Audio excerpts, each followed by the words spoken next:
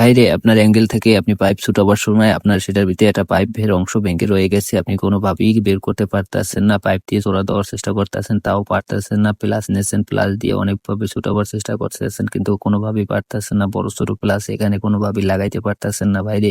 এই অসাধারণ স্মার্ট পদ্ধতিতে শিখে রাখেন। আপনার যদি এরকম কোনো সময় অ্যাঙ্গেলের ভিতরে পাইপ ভেঙে রয়ে যায়, আপনি কিভাবে বের করবেন? ১ম এ বের করার জন্য আপনি তাড়াহুড়ো করবেন না এবং আপনি কাটার বা ভাঙার চেষ্টা করবেন না। সুন্দরভাবে এভাবে একটা নাট নেবেন, নিয়ে সুন্দরভাবে চিনক দিবেন। দেখবেন কোনো অংশ যদি বড় থাকে, আপনি সুন্দরভাবে সেখান দিয়ে একেবারে কাইট্টা হালাইবেন, যাতে করে আপনার সেই ভাঙ্গা পাইপের ভিতরে আটকানো যায়। এভাবে একটা নাট লাগাই নেবেন, নিয়ে আপনি বড় ছোট করে সুন্দরভাবে ভিতরে ঢুকাই নেবেন। হাতুড়ি দিয়ে পিড়িয়ে যত সুন্দরভাবে লাগাইবেন, তত সুন্দরভাবে আপনি কিন্তু জিনিসটা বের করতে পারবেন। তারপর লাগানোর পরে আপনি একটা প্লাস দিয়ে এভাবে মোড়াই আপনার সেই অ্যাঙ্গেলের ভিতরে মানে ভাঙ্গা পাইপটা আপনি কিন্তু বের করতে পারবেন।